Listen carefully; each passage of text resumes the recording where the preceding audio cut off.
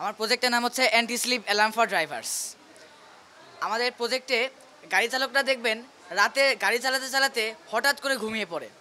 বাংলাদেশ না, বাংলাদেশ সহ পৃথিবীর বিভিন্ন দেশে গাড়ি চালকরা 24 ঘন্টার মধ্যে 18 ঘন্টা গাড়ি চালিয়ে থাকে।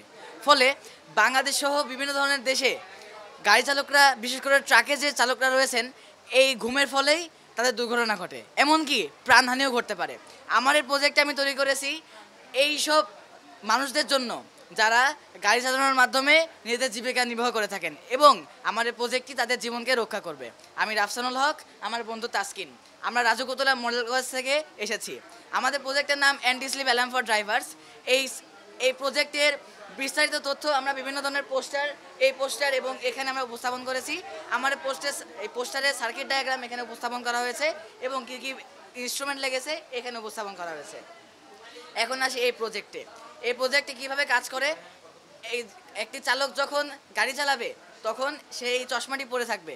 এই চশমাটি পরার সাথে সাথে এই সেন্সর তার চোখকে ডিটেক্ট করবে, এবং সেই ড্রাইভারটা যদি চোখ বন্ধ করে তাহলে এই সেন্সরটা সেটাকে ডিটেক্ট করে সাথে সাথে একটি বাজার অন করবে এবং গাড়ির চাকা বন্ধ করে দিবে।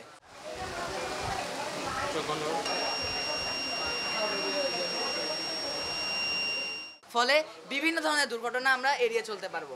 এখন আমার এই প্রজেক্টটি দেখতে অনেক ছোট মনে হচ্ছে, আশেপাশে হয়তো অনেক বড় বড় প্রজেক্ট রয়েছে, অনেকগুলো তার, অনেকগুলো ব্যাটারি, অনেক কিছু, আমরা কিছুই বুঝতে পারছি না।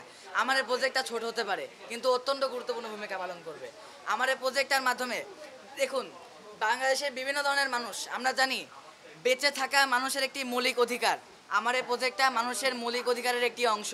আমার এই প্রজেক্টটা শুধু বাংলাদেশ না, পৃথিবীর বিভিন্ন যে কোনো কান্ট্রির মানুষকে সড়ক দুর্ঘটনা হতে রক্ষা করবে।